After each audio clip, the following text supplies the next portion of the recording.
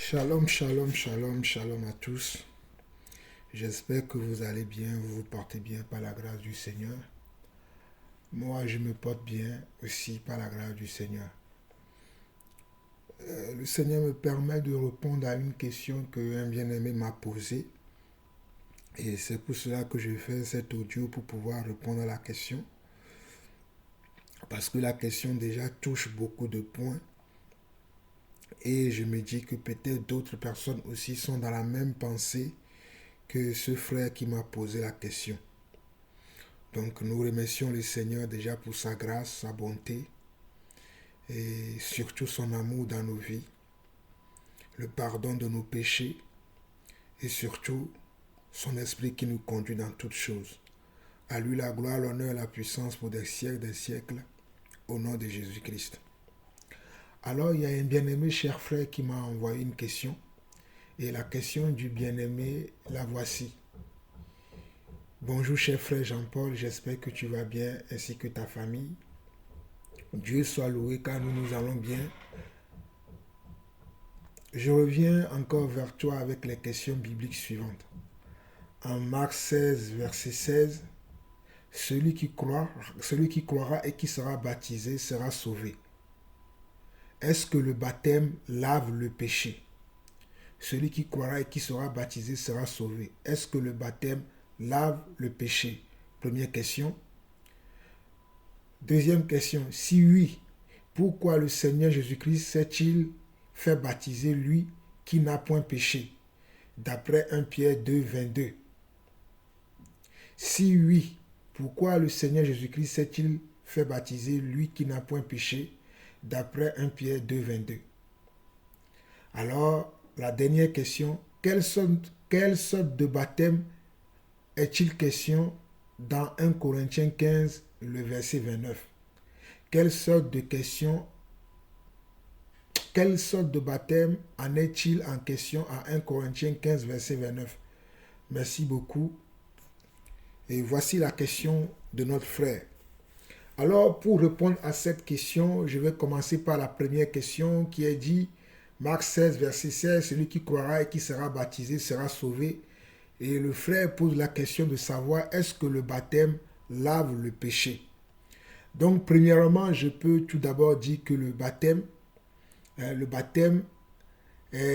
lave pas le péché. On peut dire, qu'en quelque sorte, on peut dire que le baptême lave le péché, en quelque sorte, mais moi, ce que l'Écriture dit que je conseillerais de dire, au lieu de dire laver le péché, je préfère utiliser le baptême accorde le pardon des péchés. Le baptême accorde le pardon des péchés. Pourquoi je dis que le baptême accorde le pardon des péchés?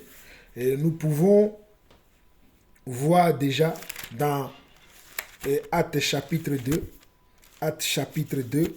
le verset 38. Actes chapitre 2, le verset 38.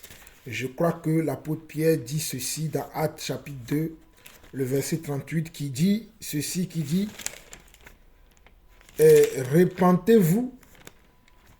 Il dit répentez-vous.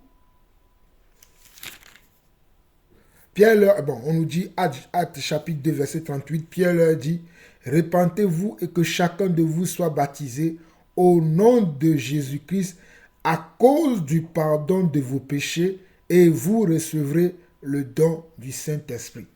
Donc, le baptême nous accorde le pardon des péchés. Le baptême nous accorde le pardon des péchés.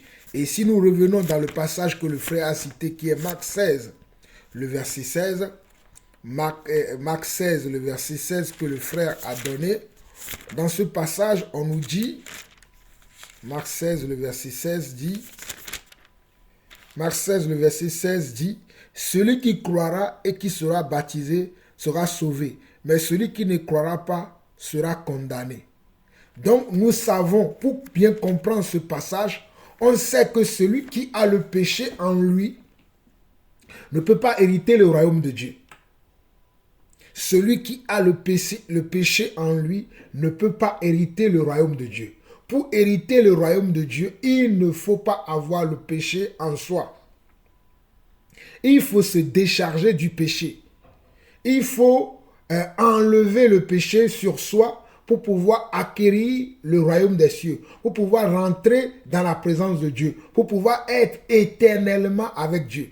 Mais lorsque nous avons le péché encore en nous, nous ne pouvons pas rencontrer Dieu. Nous ne pouvons pas être avec Dieu. Voilà pourquoi ici dans Marc 16, verset 16, on dit « Celui qui croira ». Bon, donc il faut d'abord croire au message qui est donné. Il faut d'abord croire à la parole de Dieu qui a annoncé. Et c'est la parole de Dieu là qui a annoncé, à laquelle tu crois, qui te pousse à comment? À t'engager dans le baptême. À t'engager dans le baptême. Et le baptême est synonyme de comment? Est synonyme d'un engagement extérieur. Parce que lorsque tu crois à la parole, tu crois dans ton cœur. Et les gens autour de toi ne peuvent pas voir ce auquel tu crois. Mais lorsque tu t'engages, dis que puisque j'ai cru, je veux me baptiser, c'est un engagement que tu prends. Et là, c'est un signe extérieur pour les gens de voir que tu as cru effectivement à la parole de Dieu et que tu veux te baptiser. Et le baptême est un signe extérieur de notre croyance, de notre foi. Et le baptême est également un engagement que nous faisons. Un engagement que nous faisons avec le Seigneur. Et dans cet engagement, nous disons au Seigneur que nous voulons marcher avec toi tous les jours de notre vie. Donc, selon Marc 16, le verset 16, ce n'est pas forcément le lavement des péchés que le lavement de péché que ce verset parle. C'est par contre le pardon des péchés et la foi en Dieu dont ce verset parle. Mais quelqu'un pourra le prendre comme si que ce passage lui parle du lavement de péché. Bon, ce n'est pas faux. Mais si nous voulons suivre les tests, ce que les tests disent ou ce que les apôtres ont dit, c'est que le baptême est le pardon des péchés. Le baptême est l'engagement d'une bonne conscience. Parce que si on dit que le pardon des péchés, on peut le comprendre aussi comme si tes péchés sont effacés. S'ils sont effacés, c'est comme si ils étaient lavés. Donc, quelque part, c'est pour ça que c'est pour ça que je dis que ce n'est pas faux. Mais comprenons que le baptême est une œuvre de foi. Le baptême est une œuvre de foi. Et lorsque je me baptise, lorsque je souhaite le baptême et que je veux être baptisé, c'est parce que j'ai d'abord écouté l'évangile. J'ai d'abord entendu la parole de Dieu. J'ai d'abord entendu la parole de Dieu, la parole de la vérité qui m'a touché. Parce que le Seigneur a dit dans Marc, le chapitre 16, le verset 15, il dit « Allez par tout le monde, prêchez la bonne nouvelle. » C'est-à-dire « Allez par tout le monde, annoncer la bonne nouvelle.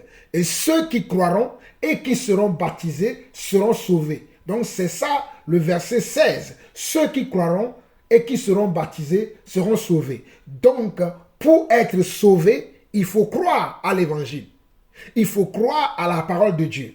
Et lorsque tu crois à la parole de Dieu, tu rentres donc dans une promesse que le Seigneur Jésus lui-même il a donné dans Jean 3, 16, dans Jean 3, le verset 16 qui dit que Dieu a tant aimé le monde qu'il a envoyé son Fils unique afin que quiconque croit en lui ne périsse point, mais qu'il ait la vie éternelle.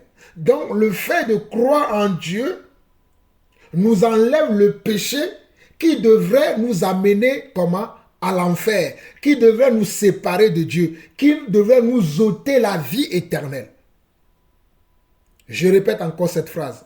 Le fait de se baptiser, le fait d'accepter la parole de Dieu et de se baptiser nous octroie la vie éternelle en nous enlevant de l'enfer, en nous enlevant des mains du diable, en nous enlevant de la malédiction et nous ramener dans la bénédiction. Et la bénédiction, c'est ça qui est le pardon des péchés. C'est ça qui est le don de Dieu. C'est ça qui est la grâce de Dieu. Au fait, le péché que j'ai fait, qui devait m'amener à la mort, je viens d'obtenir la grâce de la part de Dieu en croyant en lui pour ne plus subir le châtiment éternel dans lequel je devrais rentrer. par ma foi, par ma croyance en Dieu et par l'engagement solennel que je fais devant les hommes, devant le ciel et la terre, devant les anges, devant le Seigneur Dieu, que aujourd'hui je décide de marcher avec lui comme son enfant. C'est très important que nous comprenions cela. Et le baptême est un engagement aussi. Donc, si nous regardons dans Galates, j'aimerais vous lire ce passage-là pour que vous puissiez comprendre que ce que je dis, je ne suis pas en train de dire n'importe quoi, mais que ce que je dis est scripturaire. Si nous regardons dans Galates 3, le verset 26 et 27, regardez, Galates 3, le verset 26 et 27 dit: « Car vous êtes tous fils de Dieu par la foi en Jésus-Christ. Vous tous qui avez été baptisés en Christ, vous avez revêtu Christ. » Je répète encore ce verset. Galates 3, le verset 26 et le verset 27 dit: « Car vous êtes tous fils de Dieu par la foi en Jésus-Christ. Vous tous qui avez été baptisés en Christ, vous avez revêtu Christ. » Donc lorsque nous acceptons le baptême de Christ, nous revêtons Christ. Nous revêtons Christ. Et le revêtement de Christ en nous, nous purifie, nous sanctifie, nous enlève le péché qui est en nous. En quelque sorte, nous lave du péché. Et nous ouvre le chemin de la bénédiction, nous ouvre le chemin de la vie éternelle. Donc voilà ce que le baptême produit en nous. Et dans 1 Pierre, allons lire dans 1 Pierre chapitre 3 également. 1 Pierre chapitre 3. 1 Pierre chapitre 3. À partir du verset 18 au verset 21. 1 Pierre chapitre 3 verset 18 au verset 21 dit ceci: « Christ aussi a souffert une fois pour les péchés, lui juste pour des injustes, afin de nous amener à Dieu. Il a été mis à mort quant à la chair et rendu vivant quant à l'esprit, dans lequel aussi il est allé prêcher aux esprits en prison, qui autrefois avaient été incrédules lorsque la patience de Dieu se prolongeait au jour de Noé, pendant la construction de l'arche, dans laquelle un petit nombre de personnes, c'est-à-dire 8, furent sauvées à travers l'eau. Cette eau était une figure du baptême qui n'est pas la... Regardez bien, verset 21 dit: « Cette eau était une figure du baptême qui n'est pas la purification des souillures du corps, mais l'engagement. » Donc, on nous dit que l'eau du baptême représente aussi comment un engagement. Ce n'est pas la purification des souillures du corps. Quand tu rentres dans l'eau, par exemple, si quelqu'un rentre dans l'eau sans croire en Dieu, il n'est pas sauvé, parce que l'eau n'est pas la purification de la souillure du corps, mais c'est l'engagement d'une bonne conscience envers Dieu et qui maintenant vous sauve, vous aussi, par la résurrection de Jésus-Christ. Donc le fait de rentrer dans l'eau du baptême, cela signifie que je m'engage à marcher dans une nouveauté de vie avec le Seigneur. Cela m'engage à honorer Dieu maintenant au travers de sa parole, à honorer Dieu maintenant au travers de son esprit. Donc je m'engage à marcher avec lui. Je m'engage à être fidèle avec lui. Voilà pourquoi Paul dira dans le livre des Actes, je crois, le passage, j'oublie un peu le passage, mais je ne veux pas m'attarder dessus. Paul dira que j'ai prêché la repentance et la pratique digne des œuvres de repentance. Paul dit qu'il a prêché la repentance et les œuvres dignes de la repentance. Et je crois que même Jean-Baptiste lui-même, dans Matthieu chapitre 3, lorsque les gens venaient vers lui pour avoir le baptême, il leur disait: produisez des fruits dignes de la repentance. Donc, le jour où je m'engage à me baptiser, c'est comme si je disais au Seigneur qu'aujourd'hui, je veux te donner ma vie et je veux accepter ta vie. C'est-à-dire, je veux accepter tes commandements, tes ordonnances, tes préceptes, tout pour ma vie. Je ne veux plus vivre pour moi-même, mais je veux vivre pour toi en fonction de comment? En fonction de tes commandements, en fonction de ta parole. Donc c'est aussi un engagement. Et un engagement d'une bonne conscience. Pas un engagement d'hypocrisie. Si tu es dans l'hypocrisie et que tu penses que le fait que tu vas te baptiser, tu vas être sauvé, tu te trompes. Parce que tu t'es basé sur quelque chose qui n'est pas selon les Écritures, qui n'est pas selon la volonté de Dieu. Tu te trompes toi-même. Donc il faut que tu aies une bonne conscience. Voilà pourquoi lorsque les gens venaient vers Jean-Baptiste leur dit, repentez-vous, race de vipères. C'est-à-dire, repentez-vous, vous dit, changez de comportement, changez d'attitude, changez de façon de faire, changez de vision, changez de foi. Je crois que j'ai assez parlé du premier point dans lequel le frère demandait. En Marc 16, verset 16, celui qui croira et qui sera baptisé sera sauvé. Est-ce que le baptême lave le péché? Nous venons de voir ce point. Ce point est capital, nous venons de le comprendre. Et si oui, et maintenant, le deuxième volet de la question, il dit, si oui, pourquoi le Seigneur Jésus-Christ s'est-il baptisé, lui qui n'a point de péché? Selon 1 Pierre 2, verset 22. Mais avant de vous lire 1 Pierre 2, verset 22, je peux revenir dans 1 Pierre chapitre 3, dans lequel nous étions tout à l'heure pour finir la première partie de la question que j'ai abordée.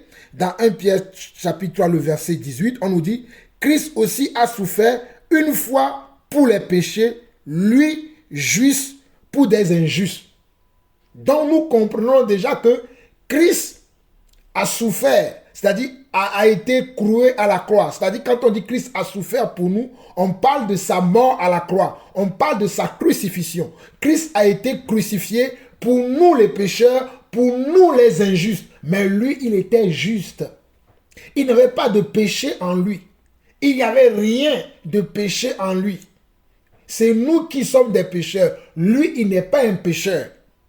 Alors, dans 1 Pierre, chapitre 2, le verset 22, on nous dit, lui qui n'a point commis de péché et dans la bouche duquel il ne s'est point trouvé de fraude. Donc, nous voyons par ce passage-là que notre Seigneur Jésus-Christ n'a pas commis de faute. Il n'a pas de péché. C'est celui qui a péché, qui a besoin de se repentir, qui a besoin de passer par le baptême, qui a besoin d'être baptisé, de croire à la parole de Dieu. Pour comment? Pour être sauvé. Mais lui qui n'a point péché, pourquoi se fait-il baptiser? C'est une bonne préoccupation de notre frère. C'est une préoccupation que notre frère a. Il veut comprendre pourquoi Jésus qui n'a point péché, Jésus qui est sans péché, comment se fait-il qu'il se baptise? Alors les Écritures vont répondre à cette question aussi, parce que tout est dans la parole. Déjà, le passage dans lequel on voit Jésus-Christ se faire baptiser, on le voit dans plusieurs passages, mais celui qui nous donne un détail, je crois c'est Jean. C'est Jean. Mais avant d'aller dans Jean, regardez déjà dans Matthieu chapitre 3, où Jésus lui-même, il dit au verset 11, Jésus annonce déjà la personne de Jésus. Dans Matthieu 3, le verset 11, Jésus dit, « Moi, je vous baptise d'eau pour vous amener à la repentance, mais celui qui vient après moi est plus puissant que moi. Et je ne suis pas digne de porter les souliers, et je ne suis pas digne de porter ses souliers. Lui, il vous baptisera du Saint-Esprit et de feu. » Donc, Jésus annonce déjà, j'ai dit Jésus, Jean-Baptiste annonce déjà Jésus en disant que lui, il vous baptise du baptême de repentance. Mais il y a quelqu'un d'autre après lui qui va venir. Et que ce dernier, non seulement il va vous baptiser, mais il vous baptisera du Saint-Esprit et de feu. Alors dans Jean, il va répéter la même chose dans Jean, mais d'une autre manière. Jean va nous révéler quelque chose, de la même manière que Jean-Baptiste a parlé dans dans Matthieu chapitre 3, là, l'apôtre Jean, dans Jean chapitre 1, l'apôtre Jean va nous révéler la personne de Jésus, ce que Jésus est également. L'apôtre Jean aussi va nous révéler cela. Dans Jean 1, c'est le verset 29, à partir du verset 29 qu'on doit lire, mais j'aimerais lire un peu plus haut pour vous donner encore une prophétie que Jean est en train de révéler ici. Dans Jean 1, le verset 15 au verset 34 dit ceci. Jean lui a rendu témoignage et s'est écrié. C'est celui dont j'ai dit, celui qui vient après moi m'a précédé, car il était avant moi. Donc ici, Jean parle de Jésus. Nous continuons. Et nous avons tous reçu de sa plénitude et grâce sur grâce. Car la foi a été donnée par Moïse, et j'ai dit la foi, la loi. Car la loi a été donnée par Moïse, la grâce et la vérité sont venues par Jésus-Christ. Vous voyez?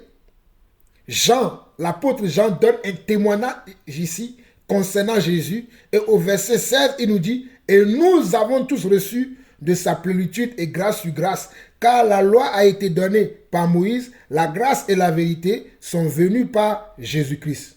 Et il continue, personne n'a vu Dieu. Dieu le Fils unique qui est dans le sein du Père est celui qui l'a fait connaître. Voici le témoignage de Jean lorsque les Juifs envoyaient de Jérusalem les sacrificateurs et les Lévites pour lui demander, toi, qui es-tu? Donc, les Israéliens savaient qu'il y avait quelqu'un qui devait venir pour les racheter de leurs péchés, pour les racheter de leur ignominie, qui devait leur donner une facilité de vie, qui devait enlever les jougs, enlever les fardeaux qu'ils avaient dans leur vie. Donc quand ils ont vu Jean-Baptiste prêcher la bonne nouvelle, ils pensaient que Jean-Baptiste était ce Messie, ce sauveur qui devait venir pour les soulager de leur fardeau, de leur joug. Donc ils lui posaient la question, est-ce que c'est lui, est-ce que c'est de lui que les Écritures ont parlé? Alors au verset 20 de Jean 1, on nous dit, il déclara et sans restriction, il affirma qu'il n'était pas le Christ. Donc Jean-Baptiste a répondu aux gens que ce n'était pas lui qui était le Christ, c'est-à-dire le Sauveur. Il continue. Il lui demandait, quoi donc, es-tu Élie? Il lui dit, je ne le suis point. Es-tu le prophète? Et il répondit, non. Il lui dit alors, qui es-tu? Afin que nous donnions une réponse à ceux qui nous ont envoyés. Que dis-tu de toi-même? Donc, ils ont posé beaucoup de questions à Jean afin de savoir quelle était l'identité de Jean. Qui était Jean? Quel était son rôle? Quelle était sa mission? Quel était ce que lui, il était venu faire sur terre? Donc, il assénait beaucoup de questions à Jean afin de comprendre pourquoi Jean était là. Quel était son rôle? Alors Jean va leur répondre. Jean va leur répondre à partir du verset 23, il dit, moi, dit-il, je suis la voix de celui qui crie dans le désert pour aplanir le chemin du Seigneur, comme a dit Ésaïe, le prophète. Vous voyez, Jean va répondre à leur question en disant qu'il n'est pas lui le Messie, c'est-à-dire le Sauveur, il n'est pas le Christ, celui qui devait venir, mais qu'il est comment? Il est son messager. Il est celui qui doit lui préparer le chemin. Il est la voix qui crie dans le désert pour aplanir le chemin du Seigneur. Parce que nous savons que Christ est également le Seigneur. Voilà pourquoi il leur dit, c'est ce que moi je suis. Alors on nous dit au verset 24, ceux qui avaient été envoyés étaient des pharisiens. Il lui posait encore cette question. Pourquoi donc baptises-tu si tu n'es pas le Christ, ni Élie, ni le prophète? Donc, il posait la question à Jean, si tu n'es pas le Christ, c'est-à-dire si tu n'es pas le Sauveur, pourquoi toi tu baptises les gens? Ah, ça c'est une question très intéressante. C'est une question très intéressante dans laquelle se cache une révélation. On dit à Jean, Mais si toi, tu n'es pas celui que nous savons que c'est lui qui doit nous soulager de nos péchés, c'est lui qui doit nous soulager de nos fardeaux, c'est lui qui va nous sauver, c'est lui qui va nous ouvrir les yeux, c'est lui qui va être la solution à nos problèmes. Pourquoi toi maintenant, tu baptises les gens? Pourquoi tu fais ce que lui doit faire? Pourquoi tu le remplaces? Regardez la réponse de Jean. Jean était un messager, un dévancier, un précédeur. Jean va leur répondre au verset 26. Jean leur répondit, moi je baptise d'eau, mais au milieu de vous, il y a quelqu'un que vous ne connaissez pas, qui vient après moi. Je ne suis pas digne de délier la courroie de ses souliers. Jean va leur dire la même chose qu'il disait depuis longtemps, que lui il fait ces choses parce que c'est la mission qu'il a reçue de Dieu pour accomplir la parole de Dieu. Parce que ce que Jean dit ici, nous pouvons le voir également dans Ésaïe chapitre 40. Mais laissez-moi vous donner toute la révélation que Jean donne ici avant de vous lire Ésaïe 40, parce que Ésaïe 40 est l'accomplissement de ce que nous voyons Jean faire avec Jésus-Christ. Parce que c'est vrai que cette prophétie doit être accomplie aux yeux de tous, afin que tous reconnaissent que voilà, le Messie est maintenant arrivé. Donc, au verset 27, Jean-Baptiste va leur répondre, au verset 27 de l'évangile de Jean, nous sommes toujours au verset 27, qui dit, « Je ne suis pas digne de délier la courroie de ses souliers.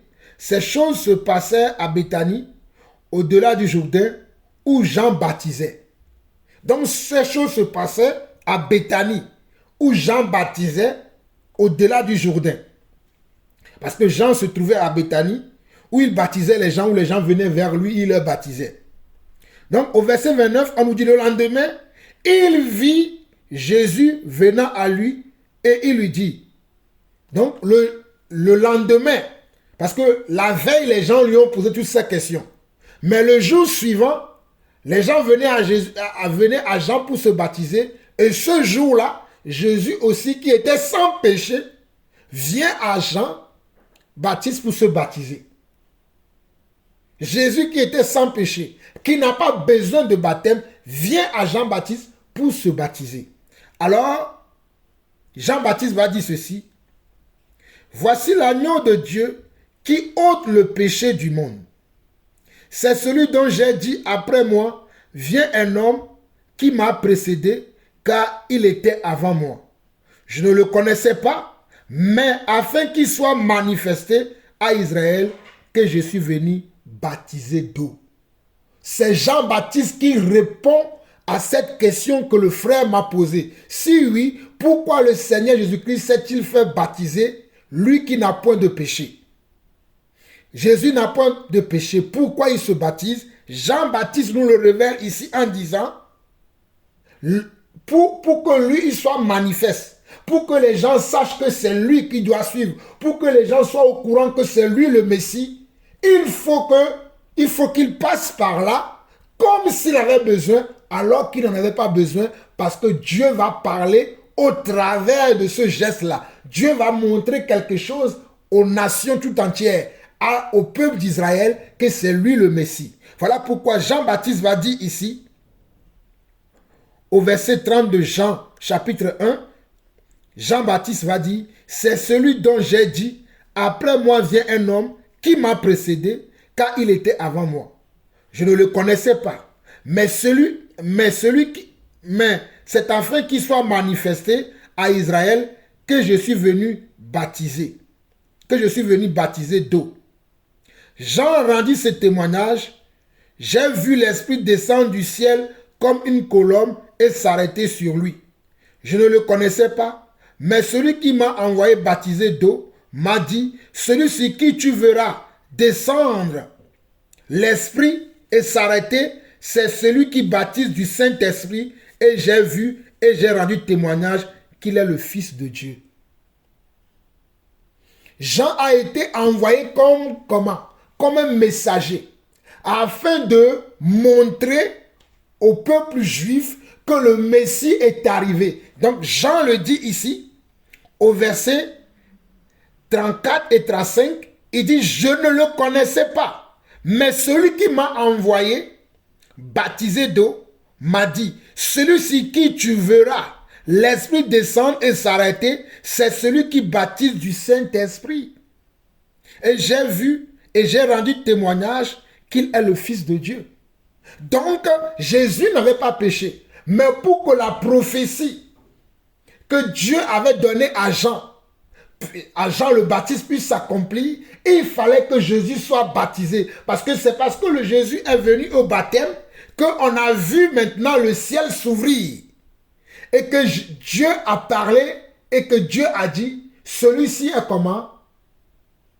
Nous allons le lire également. Parce que j'espère que vous comprenez. Donc ici, là, nous comprenons que Jean est en train de témoigner de la révélation que Dieu lui a donnée en l'envoyant aller prêcher la bonne nouvelle et en lui disant que les gens vont venir vers lui pour lui demander qui est ce monsieur. Hein? Les gens vont venir lui demander qui est-il. Mais lui, il doit savoir que il est juste comment? Le précédeur de l'agneau de Dieu, celui qui ôte le péché du monde. Et lorsque cet agneau de Dieu-là va arriver entre tes mains, tu le reconnaîtras parce que mon esprit descendra sur lui et tu sauras que c'est lui qui est le Messie, c'est lui qui est le Christ. Donc c'est pour que cette prophétie-là soit accomplie que Jésus est passé par les eaux du baptême. Ce n'est pas parce qu'il était comment? Ce n'est pas parce qu'il était dans le péché ou bien qu'il était un pécheur. Jésus était un homme sans péché. Il était juste, comme nous l'avons vu dans 1 Pierre 3, le verset 18 et 1 Pierre 2, le verset 22. Jésus était nickel, sans péché. Il n'avait aucune forme de péché en lui. Mais il fallait que cette écriture, cette révélation que Dieu avait donnée à Jean-Baptiste puisse s'accomplir. Voilà pourquoi Jésus est passé par les eaux du baptême pour l'accomplissement de Ésaïe 40. Pour l'accomplissement de la révélation que Dieu lui-même avait pris soin de donner à Jean-Baptiste, que un jour, il y aura un homme qui viendra comme tous les Israélites vers toi pour se faire baptiser. Mais celui sur qui tu verras descendre, comment mon esprit, celui-là est le Messie, celui-là est celui qui ôte le péché du monde. C'est celui-là. Voilà pourquoi Jean a dit, voici l'agneau de Dieu qui ôte le péché du monde, comme nous l'avons vu dans Jean 1, le verset 29. Parce que dans Jean 1, le verset 29, l'apôtre Jean, qui témoigne de ce que Jean-Baptiste a dit, le lendemain, il vit Jésus venant à lui et il dit, voici l'agneau de Dieu qui ôte le péché du monde. C'est celui dont j'ai dit, après moi vient un homme qui m'a précédé car il était avant moi. Je ne le connaissais pas, mais c'est afin qu'il soit manifesté à Israël que je suis venu baptiser d'eau. C'est afin que lui soit manifesté. C'est afin que lui, il soit reconnu que c'est lui qui est le Christ, que c'est lui qui est le Sauveur, que c'est lui qui est l'envoyé de Dieu véritable pour le pardon des péchés. Voilà pourquoi il continue en disant au verset 32, au verset 34, Jean rendit ce témoignage. J'ai vu l'Esprit descendre du ciel comme une colombe et s'arrêter sur lui. Je ne le connaissais pas, mais celui qui m'a envoyé baptiser d'eau m'a dit, celui sur qui tu verras l'Esprit descendre et s'arrêter, c'est celui qui baptise du Saint-Esprit. Et j'ai vu et j'ai rendu témoignage qu'il est le Fils de Dieu. Vous voyez? Donc Dieu lui avait dit, tu verras le Saint-Esprit descendre sur quelqu'un. Quelqu'un viendra comme tous les Israélites vers toi pour se faire baptiser. Mais il y aura une distinction. Il y aura quelque chose qui va le différencier de tous les autres. Et ce jour-là, tu sauras que c'est de lui que je t'ai parlé. Tu sauras que c'est lui qui est l'agneau de Dieu qui ôte le péché du monde. Voilà pourquoi Jean a permis, c'est-à-dire Jean-Baptiste a permis que Jésus-Christ puisse venir à lui afin qu'il le baptise alors que Jésus-Christ n'avait pas besoin de baptême. Jésus-Christ n'avait pas besoin de baptême. Luc le dit également. Luc aussi témoigne également dans Luc chapitre et dans Luc chapitre 3, je crois, chapitre 3 ou chapitre 4. Ouais, dans Luc chapitre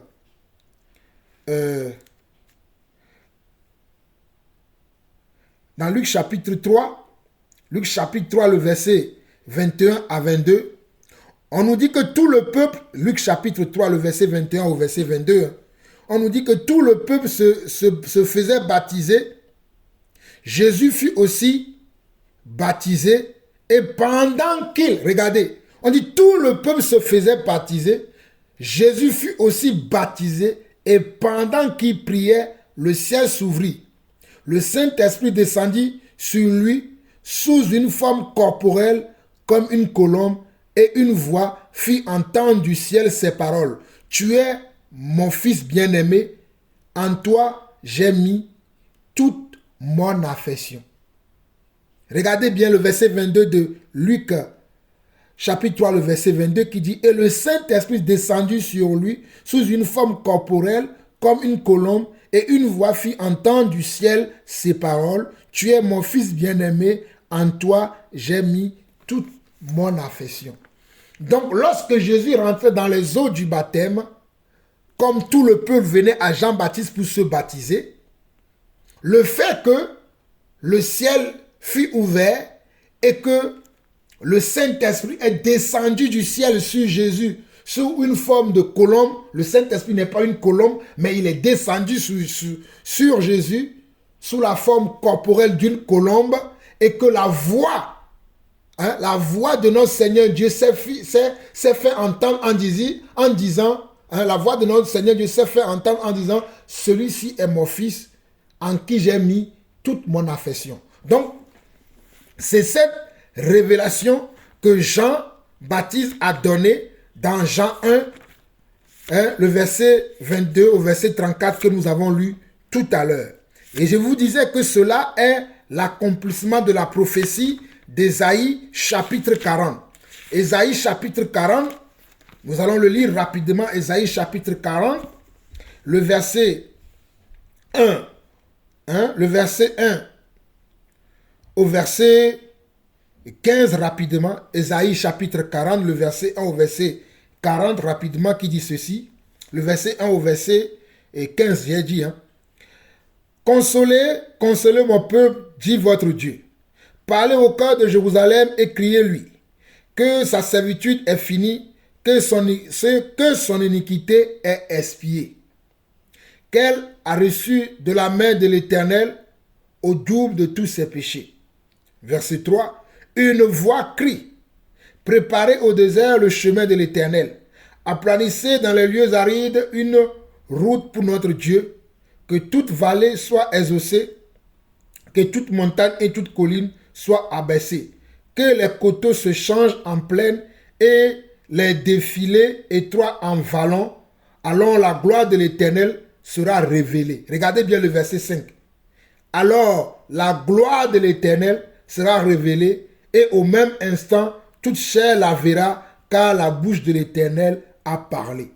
Donc la gloire de l'Éternel qui devait être révélée, c'est ce qui s'est passé lorsque Jésus-Christ est allé vers Jean-Baptiste. Il fallait qu'il aille vers Jean-Baptiste pour que la gloire de l'Éternel soit révélée. Il fallait que Jésus-Christ aille vers Jean-Baptiste pour son baptême, lui qui n'a pas besoin de baptême. Pourquoi? Pour que la gloire de Dieu soit révélée, pour que Dieu puisse montrer sa gloire, pour que Dieu puisse parler ce jour-là en disant « Celui-ci est mon fils en qui j'ai mis toute mon affection », pour que Jean lui-même puisse dire également « Voici l'agneau de Dieu qui ôte le péché du monde ». C'est pour l'accomplissement de cette prophétie-là que Jésus-Christ est allé vers Jean-Baptiste. Ce n'est pas qu'il avait péché, mais il fallait que l'Écriture s'accomplisse. Il fallait que l'Écriture s'accomplisse. Voilà pourquoi Jean-Baptiste continuait en disant, au verset 6 de Ésaïe 40, une voix dit, crie, Et il répond, que crierai-je? Hein, vous voyez, que crierai-je? Toute chair est comme l'herbe et tout son éclat comme la fleur des champs. L'herbe sèche, la fleur tombe, quand le vent de l'Éternel souffle dessus. Certainement le peuple est comme l'herbe. L'herbe sèche, la fleur tombe. Mais la parole de notre Dieu subsiste éternellement. Subsiste éternellement. Monte sur une montagne, Sion, pour publier la bonne nouvelle. Élève avec force ta voix, Jérusalem, pour publier la bonne nouvelle. Élève ta voix, ne crains point. Dis aux villes de Juda, voici votre Dieu, voici le Seigneur, l'Éternel vient avec puissance et de son bras il commande. Voici le salaire est avec lui et les rétributions le précèdent. Comme un berger, il paîtra son troupeau. Il prendra les agneaux dans ses bras et les portera dans son sein. Il conduira les brebis qui allaitent, qui a mesuré les eaux dans les creux de sa main, pris les dimensions des cieux avec la paume et ramassé la poussière de la terre dans un tiers de mesure, qui a pesé les montagnes au crochet et les collines à la balance, qui a sondé, regardez bien le verset 13 au verset 14 qui dit, qui a sondé l'Esprit de l'Éternel et qui l'a éclairé de ses conseils. Avec qui a-t-il délibéré pour en recevoir de l'instruction? Qui lui a appris le sentier de la justice, qui lui a enseigné la sagesse et fait connaître le chemin de l'intelligence. Donc, cette prophétie d'Ésaïe 40 devait s'accomplir. Voilà pourquoi Jean l'a précédé en annonçant la bonne nouvelle, en prêchant l'évangile jusqu'à ce que le Messie, jusqu'à ce que le Christ, jusqu'à ce que l'agneau de Dieu soit révélé aux yeux du monde. Lorsque la colombe est descendue sur lui, Dieu va parler au-dessus des cieux en disant, celui-ci est mon fils en qui j'ai mis toute mon affection. Donc c'est pour que cette prophétie-là soit accomplie que Jésus est allé vers Jean-Baptiste. Jésus n'a pas commis de péché. L'Écriture le dit. Nous le voyons dans 1 Pierre 2, le verset 22, et nous le voyons bien également dans 1 Pierre 3, le verset 18. Il y a encore plusieurs autres passages, mais pour ne pas trop parler, nous devons comprendre cela. Donc la question du frère de comprendre en disant, si oui, pourquoi le Seigneur Jésus-Christ s'est-il baptisé, lui qui n'a point péché? Nous venons de la répondre aussi. En d'autres termes, le fait que Jésus soit allé également vers Jean-Baptiste est une forme de comment? D'humilité aussi. Hein? Il s'est humilié lui-même. Voilà pourquoi la Bible nous dit également dans le livre de, vous le connaissez bien, dans le livre de Philippiens chapitre 2, que lui qui n'a point commis de péché, lui qui est Dieu, il s'est humilié lui-même jusqu'à la mort de la croix. Donc Jésus, le fait d'aller aussi vers Jean-Baptiste, c'est une forme d'humilité. Il voulait s'humilier. Il voulait montrer qu'il est également humble, qu'il est également quelqu'un que nous devons suivre, quelqu'un que nous devons imiter. Donc il n'avait pas péché. Donc c'est pour nous qu'il avait adopté ce comportement afin que nous aussi, nous puissions adopter ce comportement-là. Donc c'est pour nous qu'il a adopté ce comportement afin que nous aussi, nous puissions adopter ce comportement. Sinon en lui, il n'y a point de péché. Il n'a jamais commis de péché. Lui, dans la bouche duquel il ne s'est jamais trouvé de fraude. Lui, juste pour nous les injustes. Donc c'est pour nous les injustes que Jésus est mort à la croix. C'est pour nous également qu'il est parti vers Jean-Baptiste afin que nous puissions le reconnaître. Afin que nous puissions savoir que c'est lui le Messie. Que quelqu'un d'autre ne vienne pas nous tromper. Que quelqu'un d'autre ne vienne pas nous bluffer. Que quelqu'un d'autre ne vienne pas nous amadouer. Que quelqu'un d'autre ne vienne pas nous séduire. Mais pour que nous puissions entendre la voix venant du Père. Que c'est lui qui est comment? Mon fils bien-aimé, en qui j'ai mis toute mon affection. Que c'est lui qui est l'agneau de Dieu qui ôte le péché du monde. Voilà pourquoi Jean-Baptiste a témoigné de ce qu'il avait reçu du Père avant de commencer la mission, de ce qu'il avait reçu du Père avant de dévancer Jésus. Voilà pourquoi Jean-Baptiste a parlé de ça. Il a parlé de ça afin d'élever comment? D'élever tous les soupçons. Hein? D'enlever tous les soupçons. Que quelqu'un d'autre ne vienne pas dire que c'est moi. Que quelqu'un d'autre ne se trompe pas. Vous voyez? Mais que tout le peuple puisse savoir que la personne dont les prophètes ont parlé, que quelqu'un viendra vous décharger de vos fardeaux. Quelqu'un viendra vous sauver. Quelqu'un viendra vous laver de vos péchés. Quelqu'un viendra vous sortir de la malédiction pour vous amener à la bénédiction. Comme nous l'avons vu dans Galates 3. Que nous avons revêtu Christ. Nous tous qui avons cru en Christ, nous l'avons revêtu. Et nous avons vu également dans Acte 2, le verset 38, que nous qui croyons en Christ, le fait de se baptiser, c'est une forme de comment? C'est une forme de comment? C'est une forme de repentance. Nous nous repentons pour nos péchés et nous recevons également le pardon de nos péchés par cet acte-là, le fait d'aller se baptiser. Mais lui, il n'a point péché. Donc, il n'a pas besoin de se baptiser. Mais il est allé vers Jean pour l'accomplissement d'Ésaïe 40. Il est allé vers Jean afin que Jean-Baptiste puisse le montrer au peuple que ce n'est pas lui. Puisque les gens pensaient que c'était lui. Puisque les gens venaient lui poser la question de savoir pourquoi tu fais ceci, pourquoi tu fais cela, pourquoi tu es là tous les jours et prêches. C'est toi le Messie. Non, il fallait que le Messie vienne jusqu'à lui afin que Jean-Baptiste puisse le montrer maintenant au peuple que ce n'est pas lui. C'est pour cela que Jésus est allé vers Jean-Baptiste. Mes bien-aimés chers frères et sœurs à travers le monde, nous sommes en train de répondre à une question qui m'a été envoyée. La question de notre frère qui m'a envoyé la question qui dit « Je reviens vers toi avec les questions bibliques. En Marc 16, le verset 16, celui qui croira et qui sera baptisé sera sauvé. Est-ce que le baptême lave le péché? Nous l'avons répondu déjà. Si oui, pourquoi le Seigneur Jésus-Christ s'est-il baptisé, lui qui n'a point péché? Selon 1 Pierre 2, le verset 22, nous verrons de le répondre aussi.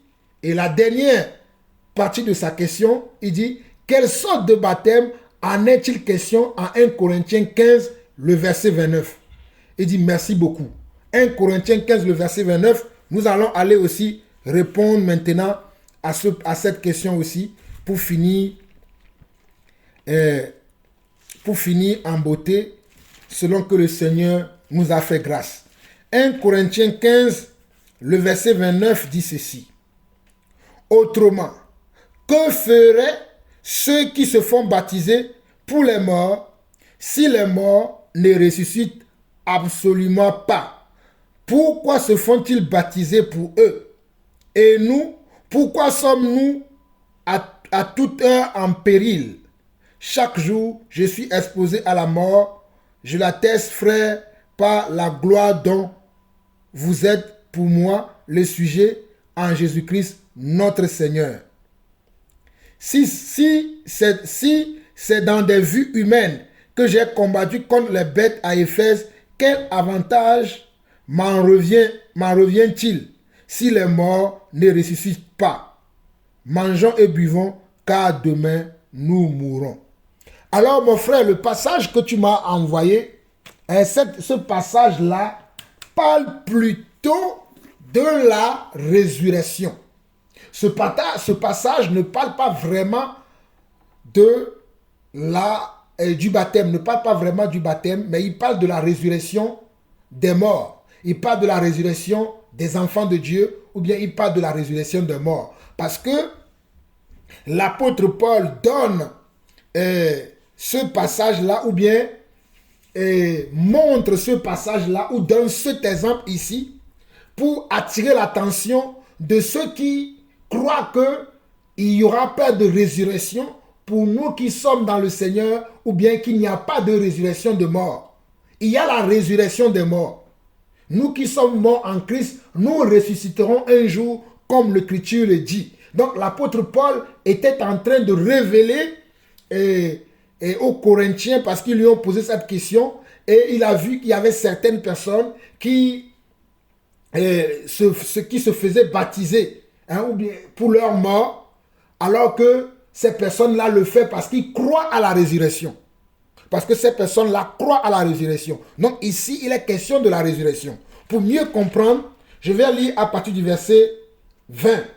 À partir du verset 20 dans 1 Corinthiens 15, afin de vous expliquer pourquoi l'apôtre Paul ici fait mention du baptême ici. Il parlait de quoi? Qu'est-ce qu'il voulait montrer aux Corinthiens? Il dit ici, mais maintenant, Christ est ressuscité des morts. Il est les prémices de ceux qui sont morts. Car puisque la mort est venue par un homme, c'est aussi par un homme qu'est venue la résurrection des morts. Et comme tous meurent en Adam, de même aussi excusez-moi pour la mauvaise lecture. Et comme tous meurent en Adam, de même aussi tous vivront ou revivront plutôt en Christ. Mais chacun en son rang, Christ comme prémisse, puis ceux qui appartiennent à Christ lors de son avènement. Vous voyez bien? Il dit mais. Bon, je relis encore parce que ma lecture a été vraiment un peu maussade. Écoutez bien attentivement. Nous sommes dans 1 Corinthiens 15, nous lisons à partir du verset 20. Mais maintenant, Christ est ressuscité des morts. Il est les prémices de ceux qui sont morts. Car puisque la mort est venue par un homme, c'est aussi par un homme qu'est venue la résurrection des morts. La mort est venue par un homme. Cet homme-là est Adam. C'est Adam qui a fait que nous avons hérité de la mort. Mais nous héritons de la résurrection par un autre homme, c'est-à-dire le second Adam qui est Jésus-Christ. Alors on nous dit au verset 21, car puisque la mort est venue par un homme, c'est aussi par un homme qu'est venue la résurrection des morts. Verset 22, et comme tous meurent en Adam, de même aussi tous revivront en Christ. Mais chacun à son rang. Christ comme prémisse, puis ceux qui appartiennent à Christ lors de son avènement. Vous voyez? Mais chacun à son rang. Christ comme prémisse, puis ceux qui appartiennent à Christ lors de son avènement. Verset 24. Ensuite viendra la fin, quand il remettra le royaume à celui qui est Dieu le Père, après avoir réduit à l'impuissance toute domination, toute autorité et toute puissance. Car il faut qu'il règne jusqu'à ce qu'il a mis tous ses ennemis sous ses pieds. Le dernier ennemi qui sera réduit à l'impuissance, c'est la mort. Dieu, en effet, a tout mis sous ses pieds. Mais lorsqu'il dit que tout lui a été soumis, il est évident que celui qui lui a soumis toute chose est excepté. Et lorsque toutes choses lui auront été soumises, alors le Fils lui-même sera soumis à celui qui lui a soumis toutes choses, afin que Dieu soit tout en tous. Verset 29, que le frère a cité dans sa question. Autrement, que feraient ceux qui se font baptiser pour les morts? Vous voyez que ici, Paul ne parlait pas du baptême, il parlait de la résurrection. Mais à ce temps-là, il y avait certains croyants qui pensaient que le fait que quelqu'un de leur famille qui est décédé sans avoir accepté Christ, sans avoir cru en Christ, si eux, ils se baptisaient pour cette personne-là, la personne pourrait recevoir comment? La résurrection. La personne pouvait être ressuscitée. Et c'était une pratique qui se faisait à cette époque-là. Mais d'ailleurs, il y a certains qui le font encore de nos jours. Hein. Mais Paul citait cet exemple-là pour leur dire que si la résurrection n'existait pas, pourquoi les gens ont ce pratique-là chez eux?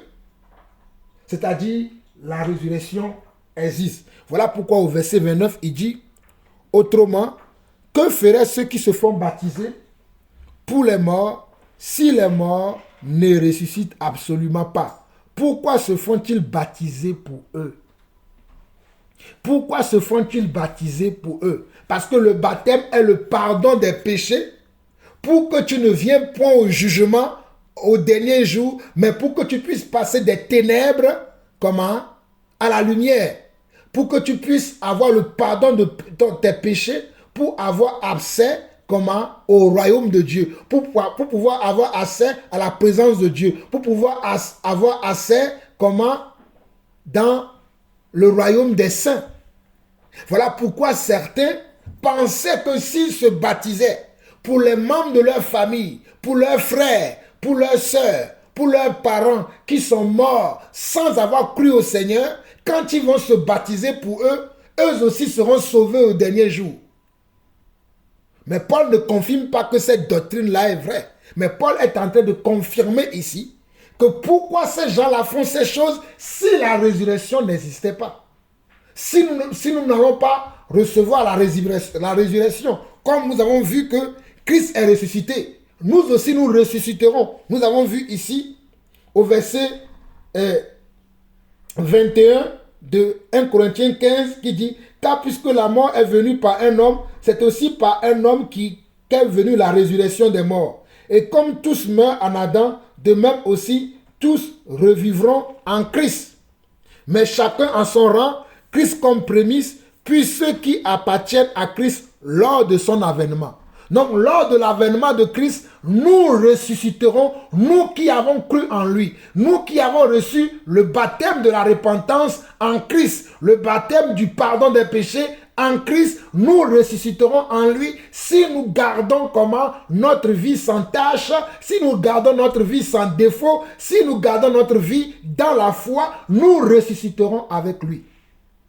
Donc, dans 1 Corinthiens 15, le verset 29, Paul n'était pas en train de parler d'un autre baptême, car il y a un seul baptême d'après les Écritures, mais dans ce passage-là, Paul était en train de parler de la résurrection.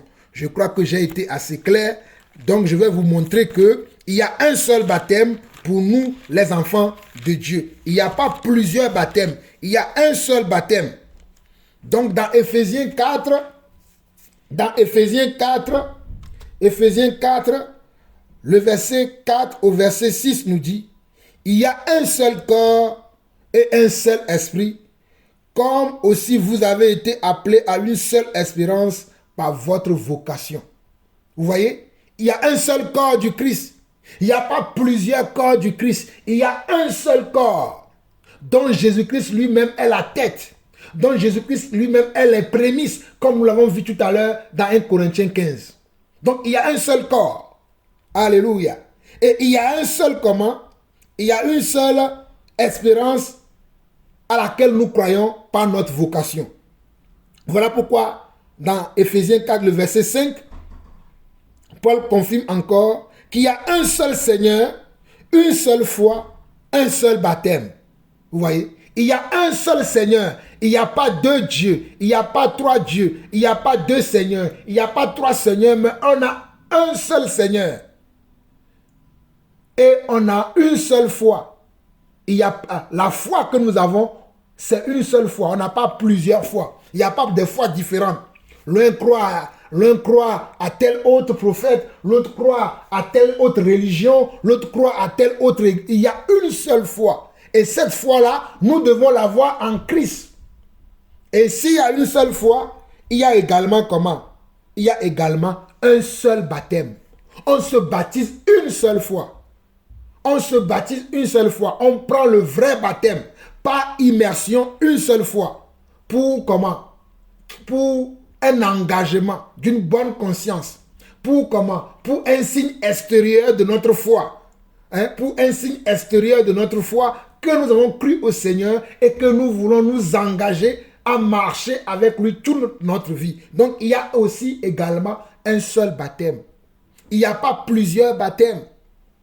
Que personne ne vous trompe. Il n'y a pas plusieurs baptêmes. Et il n'y a pas de baptême pour les morts. On ne baptise pas un mort. C'est vrai qu'il y a des gens qui croient qu'en faisant cela, Dieu va ressusciter les membres de leur famille qui n'ont pas cru. Mais ce n'est pas parce que les gens ont une pratique que cette pratique-là est comment? Est vraie, est fondée, que cette pratique-là est selon la doctrine que Christ a donnée à ses apôtres qui nous ont prêché l'évangile. Non, on ne se baptise pas un mort. On ne se baptise pas pour quelqu'un qui n'est pas vivant. C'est quelqu'un qui est vivant, qui doit lui-même entendre la parole. Selon ce que nous avons vu dans la première partie des réponses que j'apporte à ce frère dans Marc 15, dans Marc 16 plutôt, Marc 16, le verset 15 à 16 qui dit allez prêcher la bonne nouvelle et celui qui croira, qui sera baptisé, qui sera sauvé. On n'a pas dit celui qui croit pour les morts de sa famille et qui se fait baptiser pour les morts de sa famille ressusciteront. Non. La parole de Dieu ne dit pas ça. Si quelqu'un se fait baptiser pour les morts de sa famille, croyant que par ce geste-là, par cette croyance-là que lui, il pourra sauver les membres de sa famille, il ne peut pas. Car Dieu a tant aimé le monde qu'il a envoyé son Fils unique afin que quiconque croit en lui. Donc il faut que la personne lui-même, de son vivant, il puisse croire en Christ pour être sauvé. De son vivant, la personne là doit croire en Christ pour être sauvée. Ce n'est pas parce que moi je prends un baptême pour un membre de ma famille que j'aime bien, que je veux voir au ciel, que je veux voir au paradis, que je veux voir dans le sein du Seigneur, que je veux voir avec Dieu, que je me fais baptiser pour la personne, que la personne sera avec Dieu. Il est bien vrai que cette pratique-là, certains le font encore de nos jours. Mais cela ne peut pas sauver les gens. Ce qui peut sauver quelqu'un, c'est que la personne lui-même, de son vivant, il croit au Seigneur, il croit à la parole de Dieu et il accepte le Seigneur Dieu comme son Seigneur et comme comment? Et comme son sauveur. Il décide de marcher avec lui. Il accepte la main tendue du Seigneur, comme nous l'avons vu dans Actes 2, verset 38 qui dit « Répentez-vous et que chacun de vous soit baptisé au nom de Jésus pour le pardon de vos péchés. » C'est que chacun d'entre nous, ce n'est pas que quelqu'un doit prendre le baptême pour quelqu'un d'autre. On ne se fait pas baptiser pour quelqu'un d'autre. C'est toi-même individuellement, tu dois prendre ta propre baptême. Tu ne peux pas te baptiser pour quelqu'un d'autre. Le baptême est individuel. C'est un acte individuel. Ce n'est pas une acte collective. Comme la foi est individuelle, le baptême aussi est individuel. Ce n'est pas collectif. Il faudrait que ce point-là soit aussi bien compris pour tout le monde. La foi est personnelle, le baptême aussi est personnel. Je ne peux pas me faire baptiser par un membre de ma famille pour que moi je sois sauvé. Je ne peux pas me faire baptiser pour mes enfants, pour mes petits-enfants, pour mes arrière-petits-enfants, pour mon oncle, pour ma tante, pour mes amis, pour mes frères. Non, mes frères aussi doivent faire la démarche de croire au Seigneur et se baptiser eux-mêmes. C'est ça le plan de salut. Car selon Actes chapitre 4, nous le savons également qu'il y a un seul nom qui a été donné par lequel nous devons être sauvés, c'est le nom, Actes 4 verset 32, je crois, je vais lire ça également pour vous. Donc, nous savons, avant de lire Actes 4, je vais relire encore Ephésiens 4, qui corrige bien ce que j'ai dit, qui complète bien ce que j'ai dit, qui corrige bien la pensée de certaines personnes. Dans Ephésiens 4, le verset 4 au verset 6, il est écrit, il y a un seul corps et un seul esprit, comme aussi vous avez été appelés à une seule espérance par votre vocation. Il y a un seul Seigneur, une seule foi, un seul baptême, un seul Dieu et Père de tous, qui est au-dessus de tous et parmi tous et en tous. Vous voyez, il y a aussi un seul Seigneur. Il y a aussi un seul Dieu et Père de tous, qui est au-dessus de tout, et parmi tous, et en tous. Donc, nous savons d'après Actes 4, je disais tout à l'heure, j'ai cité un verset, dans Actes 4, je vais revenir après dans 1 Corinthiens et 15 pour vous confirmer encore. Actes 4, le verset 12 plutôt, j'ai dit verset 32 tout à l'heure, c'est Actes 4, verset 12 qui dit « Il n'y a de salut en aucun autre, car il n'y a sous le ciel aucun autre nom qui est donné parmi les hommes par lequel nous devions être sauvés. » Il n'y a de salut en aucun autre. Mon salut, je ne vais pas le trouver en quelqu'un d'autre. Parce que mon oncle s'est fait baptiser pour moi. Parce que ma tante s'est fait baptiser pour moi. Parce que mon fils, ma fille, ma soeur, mon frère, mon père, ma mère s'est fait baptiser pour moi. Ça n'existe pas. Il faut que toi-même tu te fasses baptisés. Voilà pourquoi il est écrit, il n'y a de salut en aucun autre, car il n'y a sous le ciel aucun autre nom qui a été donné parmi les hommes par lequel nous devions être sauvés. Donc nous les enfants de Dieu, nous serons sauvés par un seul nom, par une seule foi, car il y a une seule foi. Il y a comment? Un seul baptême. Et ce baptême-là, ou cette foi-là, c'est à moi individuellement de pouvoir faire cet acte de foi, d'aller vers Dieu et d'accepter ce baptême et d'accepter cette foi et je serai sauvé. Mais ce n'est pas que mon frère le fera à ma place, ni ma soeur, ni mon ami, ni mon cousin, ni ma cousine, ni mon père, ni ma mère, ni mon pasteur. Même si ce dernier est un pasteur, est un apôtre, est un prophète, est un évangéliste, il ne peut pas me sauver parce qu'il s'est fait baptiser pour moi. Voilà pourquoi dans 1 Corinthiens 15, le verset 1 au verset 2, Paul dit ceci. Je vous rappelle, frères, l'évangile que je vous ai annoncé, que vous avez reçu, dans lequel vous avez persévéré. Écoutez bien, Paul dit, je vous rappelle, frères, l'évangile que je vous ai annoncé, que vous avez reçu, dans lequel vous avez persévéré, et par lequel vous êtes sauvés. Si vous le retenez dans les termes où je vous l'ai annoncé, autrement, vous croyez en vain. Donc, il y a des termes dans lesquels nous devons croire à l'évangile. Nous ne pouvons pas tout accepter.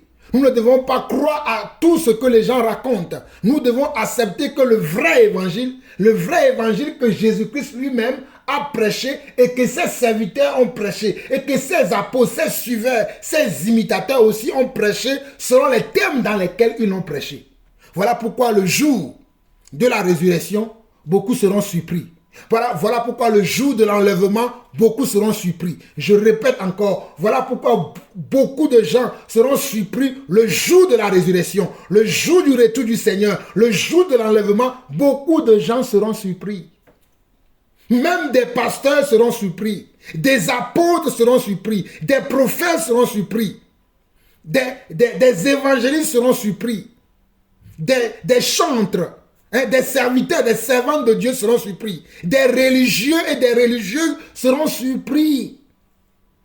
Car Paul dit, je répète encore, je vous rappelle, frères, l'évangile que je vous ai annoncé, que vous avez reçu.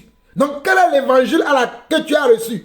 L'évangile où on t'a baptisé quand tu étais bébé, on ne baptise pas un bébé. On baptise quelqu'un qui est comment? Qui a une raison saine. Quelqu'un qui est conscient de l'acte qu'il commet. Est-ce qu'un bébé est-il conscient de l'acte qu'il commet? Non. Est-ce qu'un enfant de 5 ans est-il conscient de l'acte qu'il commet? Non. Il faut que l'enfant soit mature. Voilà pourquoi Jésus-Christ lui-même, il a atteint 12 ans avant de rentrer dans le temple et faire ce que le Seigneur Dieu avait donné aux Israélites de faire. Il a eu 12 ans d'abord. Aujourd'hui, de nos jours, vous connaissez les religions qui baptisent des enfants. On ne baptise pas un enfant. Voilà pourquoi ici il est dit, je vous rappelle, frères, l'évangile que je vous ai annoncé, que vous avez reçu, dans lequel vous avez persévéré et par lequel vous êtes sauvés. Non, l'évangile que nous avons reçu, si cet évangile-là est la vérité et que nous persévérons dans cet évangile-là, nous serons sauvés. Regardez bien, si vous le retenez dans les termes où je vous l'ai annoncé, autrement, vous croyez en vain. Donc, si vous ne gardez pas l'évangile dans les termes dans lesquels vous avez cru, si vous avez cru à un faux évangile, vous serez surpris le jour de l'enlèvement. Je répète ça encore pour vous, mes bien-aimés chers frères et sœurs à travers le monde. Avez-vous reçu le vrai évangile? Le vrai évangile qui sauve ou non l'évangile dilué? Ou non l'évangile où on t'a prêché, on dit crois au Seigneur Jésus. Tu vas avoir des maisons, tu vas avoir des voitures. Ce n'est pas ce que les apôtres ont prêché. Les apôtres ont prêché, répentez-vous et que chacun de vous soit baptisé au nom de Jésus et vous recevrez le pardon de vos péchés. Et je répète la même chose. C'est la même chose que moi aussi je prêche. Je prêche la repentance à mes péchés. La repentance par rapport à mon attitude, par rapport à mon comportement. Je dois tourner le dos à ma vie, à mon caractère, à mes pensées, à mes émotions, à mes sentiments et accepter maintenant la parole de Dieu comme une vérité absolue pour être sauvé. Je dois accepter la parole de Dieu comme une vérité absolue. Je dois accepter la parole de Dieu comme vérité. Car nous l'avons vu également, nous l'avons vu également aujourd'hui dans Jean 1, nous l'avons vu que Jésus-Christ est comment? Est l'agneau de Dieu qui ôte le péché du monde. Et que nous avons vu que c'est lui qui est venu avec la grâce et la vérité. C'est ce Jésus-là qui est l'agneau de Dieu, qui est venu avec la grâce et la vérité. Et cette grâce et la vérité-là, quand la Bible dit qu'il est venu avec la grâce et la vérité, c'est que tu dois l'accepter. Que c'est lui qui est la grâce et la vérité. Tu n'acceptes pas une religion. Tu n'acceptes pas une congrégation. Tu n'acceptes pas une église.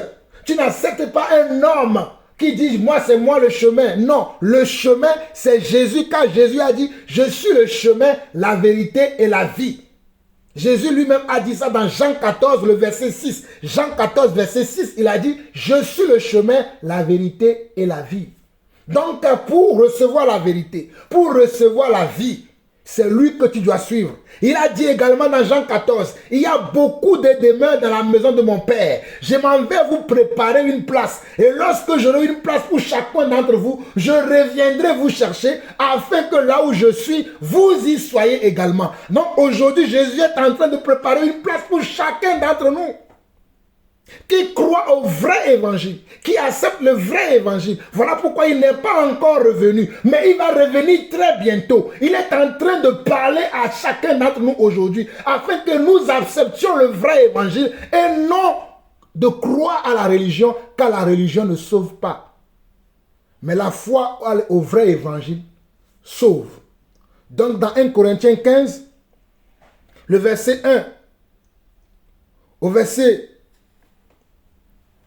et 2, et la suite, je vais lire, je vais m'arrêter là. Il dit, je vous rappelle, frères, l'évangile que je vous ai annoncé, que vous avez reçu, dans lequel vous avez persévéré, et par lequel vous êtes sauvés. Si vous le retenez dans les termes où je vous l'ai annoncé autrement, vous recrue en vain. J'ai été assez clair là-dessus. J'espère que vous ne vous trompez pas, pas des raisonnements, pas des rêveries, comme ces gens-là qui se font baptiser pour les membres de leur famille, croyant que par ce baptême-là, ils seront capables de sauver quelqu'un. Est-ce que vous êtes sans faute, vous? Celui qui est sans faute, c'est Jésus. C'est l'agneau de Dieu qui ôte le péché du monde. Moi, je ne suis pas sans faute. Alors, je fais confiance à celui qui est sans faute. Le verset 3, il dit, je vous ai annoncé avant tout, comme je l'avais aussi reçu, que Christ est mort pour nos péchés selon les Écritures. Christ est mort pour les péchés de chacun d'entre nous selon les Écritures. Voilà pourquoi je vous parle également des Écritures. Je ne parle pas de moi-même, je parle de ce qui est écrit. Il a été enseveli et il est ressuscité le troisième jour selon les Écritures. Vous avez vu? Il est ressuscité le troisième jour selon les Écritures. Il est apparu à Céphas, puis aux 12. Ensuite, il est apparu à plus de 500 frères à la fois, dont la plupart sont encore vivants et dont quelques-uns sont morts. Ensuite, il est apparu à Jacques, puis à tous les autres apôtres. Après eux, il m'est aussi apparu à moi comme à l'avorton. Car je suis le moindre des apôtres, je ne suis pas digne d'être appelé apôtre parce que j'ai persécuté l'église de Dieu. Le verset 10 où je m'arrête. Par la grâce de Dieu, je suis ce que je suis et sa grâce envers moi n'a pas été vaine. Loin de là, j'ai travaillé plus que tous. Non pas moi toutefois, mais la grâce de Dieu qui est avec moi. Donc nous avons besoin de la grâce de Dieu. Et la grâce de Dieu, c'est Jésus-Christ. La grâce de Dieu, ce n'est pas une religion. La grâce de Dieu, ce n'est pas un pasteur. La grâce de Dieu, ce n'est pas un homme. La grâce de Dieu, ce n'est pas une femme. La grâce de Dieu, ce n'est pas quelqu'un d'autre. La grâce de Dieu, ce n'est pas une culture. La grâce de Dieu, ce n'est pas une mentalité. Mais la grâce de Dieu, c'est la parole de Dieu. La grâce de Dieu, c'est Jésus-Christ. La grâce de Dieu, c'est l'homme de Galilée. La grâce de Dieu, c'est celui qui dit que moi, je suis le chemin, la vérité et la vie. Alors, mes chers frères et sœurs, nous sommes arrivés à la fin de cette question que le frère m'a posée et que le Seigneur m'a permis d'aborder cela avec vous tous afin que vous soyez éclairés. Donc nous saluons notre frère David du côté de Cameroun. Que le Seigneur te bénisse, mon frère David Watching. Toi qui m'as salué fraternellement encore en ce jour et qui m'a demandé comment va ma famille et notre adoration. Nous allons bien. Notre adoration aussi va bien par la grâce du Seigneur. Nous le louons chaque jour car sa grâce envers nous n'est pas vain. Son amour envers nous n'est pas vain et sa grâce dans nos vies ne sera jamais vain. Sois béni, mon frère. J'ai essayé de répondre à cette question selon que Dieu m'a fait grâce aujourd'hui. Soyez bénis, vous toutes mes frères et sœurs qui nous suivez aussi à travers le monde. Vous avez écouté votre frère, le serviteur, l'apôtre Jean-Paul Lawson. Shalom.